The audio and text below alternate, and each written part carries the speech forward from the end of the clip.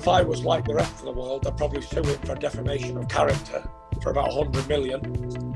But considering I'm not really interested in doing that type of thing, he'll never get a shot at me now, finished. He'll never, for what he said.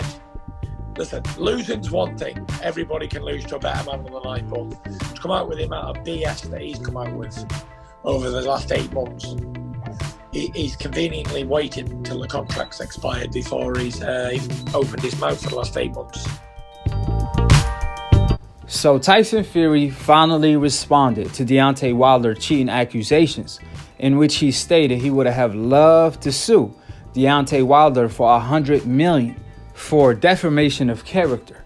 However, he's not that type of a guy, which makes no sense whatsoever. Because if you know you're innocent, why wouldn't you sue Deontay Wilder for defamation of character? Unless you actually guilty. Then Tyson Fury followed up by stating he will never fight Deontay Wilder again. Never, ever again. Which is safe to say that the whole world deep inside know why that is. There is no way Tyson Fury will fight Deontay Wilder without being allowed to cheat. The fact that Tyson Fury cheating method got exposed, that will leave him vulnerable to get exposed in front of the whole world inside the ring. See, outside of the ring, his Hope Insurance will cover everything. It's truly fully covered, and we are witnessing that today. However, inside the ring, that's when it really matters for Tyson Fury. Therefore, if Tyson Fury can't take steroids, if Tyson Fury can't tamper with his gloves, you best believe he won't fight Wilder. It ain't just Tyson Fury, it's also Billy Joe Saunders, his best friend. He did the same thing with Andre.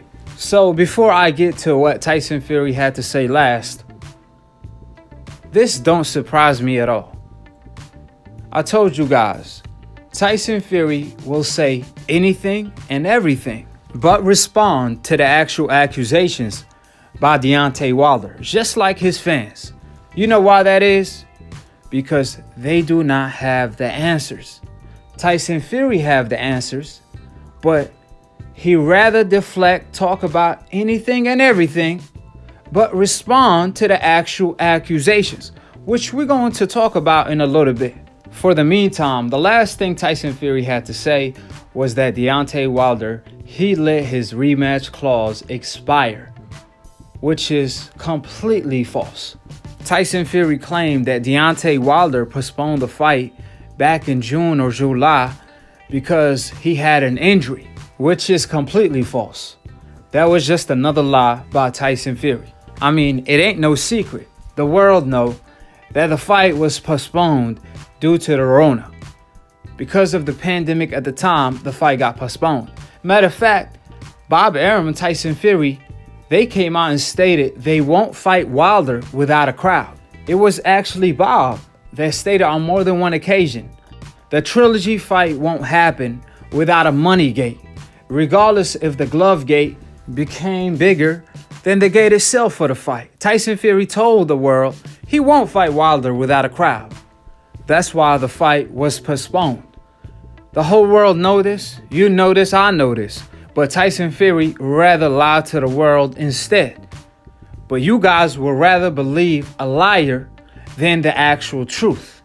So as far as Tyson Fury claiming that the rematch clause expired, that's nothing but strategic ducking by Tyson Fury in order to avoid the trilogy. A rematch clause lasts a whole year, especially during the pandemic. That will definitely extend the rematch clause. With that being stated, Tyson Fury claimed that the fight was postponed until December. However, they did not agree on a date. But what Tyson wouldn't tell you is that Wilder agreed to the December date. So why wasn't the fight made? Why is Tyson Fury looking to fight a nobody in the UK, in the same country he relinquished his boxing license in order to escape the 8-year ban by UCOD? For the obvious reason, taking steroids and bribing a man to lie in court. So, how did that all come to fruition? Again, Tyson Fury Hope Insurance is better than Geico. He got the complexion for the connection to get the ultimate protection. That's why, ladies and gentlemen, even Bob, he came out and said he haven't talked to Finkel, Wilder manager, since the rematch. So, how is it possible that Bob is serious about making the trilogy match if he claiming to the world he haven't been talking to Finkel since the rematch? We all could clearly see they were playing games, trying their best to escape the trilogy. In order for a fight to get made, both sides have to negotiate with each other. So while Finkel is telling the world the fight is going to get made in December, Bob is claiming that he's not even talking to Finkel. Now, what sense does that make? Let that sink in. And as far as Deontay Wilder not breaking his silence, why does Wilder need to come out to the world and say something? He was trying to make the fight behind closed doors, secure the trilogy before exposing Tyson Fury. That was the plan all along. However, Tyson Fury's plan all along was to avoid Deontay Wilder trilogy on an even playing field at all costs. With that being said, the conclusion of all of this, Tyson Fury, all he said was a bunch of nothing. He told a couple lies, used multiple deflection tactics, and didn't answer none of the accusations. Like I said before, just like the decafs in the comment section, they will say anything and everything but respond to the actual accusations. Even the interviewer that was asking Tyson Fury the questions, he never proposed the $1 million questions, which are, how is Tyson Fury left glove bending in 90 to 100 degrees, which is physically impossible, while throwing a hook, not a flick jab, a left hook for the people that don't know shit about boxing.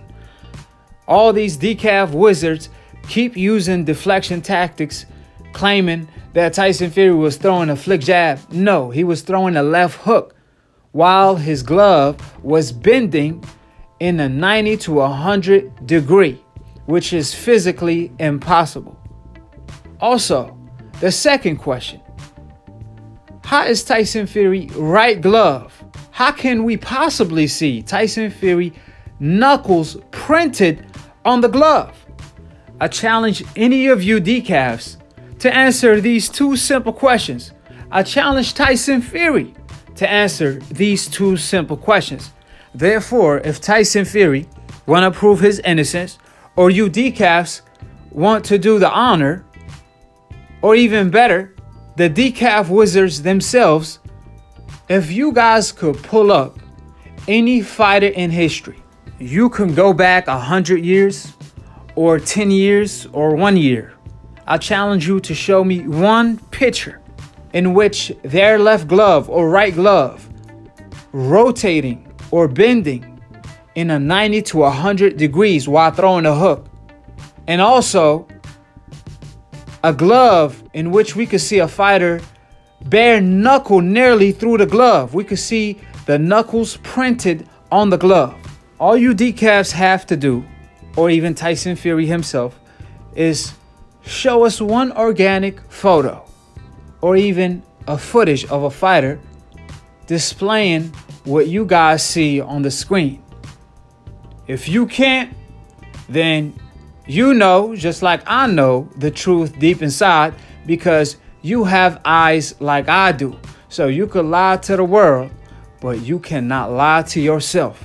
Furthermore, Tyson Fury's legacy is ruined. He will always be looked at as a cheater, not a champion. Boxing is already dangerous enough, and to cheat in a sport where you could physically kill your opponent is as shameless as a person can get. And when it comes to all of the media outlets and to the people that's defending Tyson Fury blind, you guys should be just as shameful. However, your eyes are useless when your mind is blind with emotion. So with that being stated, when it came to the interviewer bringing up JD, claiming, how did Tyson Fury cheat when JD was in the room? You could go ahead and ask Margarito the same question because Cotto Trainer was there. But we already know what time it is with Tyson Fury. He cut off the camera in the dressing room. So if you're innocent, if you're not planning to cheat, why cut off the camera in the dressing room? That's the better question. Because clearly, JD, he trusted in Tyson Fury. He thought he was a stand-up guy. I'm pretty sure JD is a good person. He did not think that Tyson Fury was going to try to cheat Deontay Wilder, just like Cotto Trainer did when it came to Margarito. Therefore, if you can't logically explain the two simple questions I put on the table, then that proves Tyson Fury is guilty. And once Deontay Wilder take Tyson Fury to court, he's going to have to answer for the crimes he committed. We also have witnesses such as Nicholas Asbury, Tyson Fury's own sparring partner, a coach, Asbury, that was in Tyson Fury camp, and it's so much more, such as the photographer that took the whole gallery down of Tyson Fury tampered gloves. He was paid to do so. Therefore, all of these people will come into play. So when it goes to the courtroom, Tyson Fury is not going to be able to deflect. He's not going to be able to lie because the truth will always prevail. What happens in the dark will always come to light. And you decafs will say anything and everything but respond to the actual accusations. Getting cheated and making excuses are two different things. Therefore, subscribe below if you're trying to get smarter by the minute. If you're trying to get dumber by the second, don't, and listen to these decafs, the dumb, casual ass fans / old media that don't know shit about boxing. Word to Roger Mayweather, may he rest in peace, inshallah. Shout out to my broski, my Akhi Deontay, for being the entrepreneur of new media that I'm a part of. And if you're a casual fan and you want to be a hardcore boxing fan, all you got to do is click on the notification bell to get notified every time I post or go live on Split Decision. It's a boxing debate / talk show, mixed, master engineered, produced by yours truly, Akhi, the past, present, and future undisputed pound for pound. When it comes to debating, I got these decafs shook. They scared to look every time Akhi's on TV because the truth is always bad news to these decafs. The truth is the decaf's kryptonite. There's always two sides to every story, but when the truth is spoken, the other side is nothing but a lie. With that being said, to all you decafs, grow some cojones and call in and answer the simple questions. Quit treating Akhi like the Iron Mike Tyson of debating, and to be continued on the next episode of Akhi TV. Peace, and we out here. The Bible tells us that silence is golden, but my ears can still hear and my eyes can still see. The Bible also tells us to be swift to hear and slow to speak. You see, what you don't understand, thief, what you did is what my people deal with all the time. Someone cheating them from providing their greatness into the world. But it's a burden that we cut off only to make us stronger. I saw in the first fight where Ricky Haddon was pulling down your gloves to put your fist in the improper position. Y'all tried the same method the second time, but this time you scratched flesh out of my ears, which caused my ears to bleed. It's impossible for a brand new 10-ounce glove to bend, to keep a smushed in form, or to have loose space. I highly believe you put something hard in your glove, something the size and the shape of an egg weight. Here's the reason why the side of my face swelled up in an egg weight form. And it left a dent in my face as well. But in the midst of it all, you still couldn't keep this king down. You would have had to kill me. In the end, it took a crab in a bucket referee and a disloyal trainer to throw the towel in just to stop me. Proverbs, the 6th chapter 31st says, excuses may be found from a thief who steals because he is starving. But if he is caught, he will have to pay back 7 times what he stole, even if he had to sell everything in his house. And payback is coming. You need to be concerned because of where you're going in your career. Your manager should know about stuff like this and you really got to get I'm sorry to be a dick, but you got to get your manager on board with the entire thing. Because the entire camp, what kind of gloves he wears, like this is your manager's job to protect you. Like I'm supposed to protect you too, but what am I going to say to them? Hey guys, Tyson shouldn't have those gloves, it's unsafe. Barry, get the fuck out of camp. Yeah, me too. I'll go home. Yeah, but this. I've done enough. Yeah, bro, not only these gloves beat up, you could I can tell. No, I can tell. They pushed that it to the front. Beating these gloves up on a wall or something. Look, you can see that from here. I can't believe that. But I personally, I'm shocked. This does shock me. Like it doesn't shock me. Bro, I can't do It it. shocks me. No, but I don't think. No, don't. Here, you make. This is Tyson's shit, and these are his bag, his sparring gloves that we've been sparring with.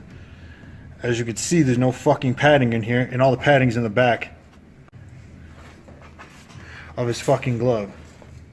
Look at that shit.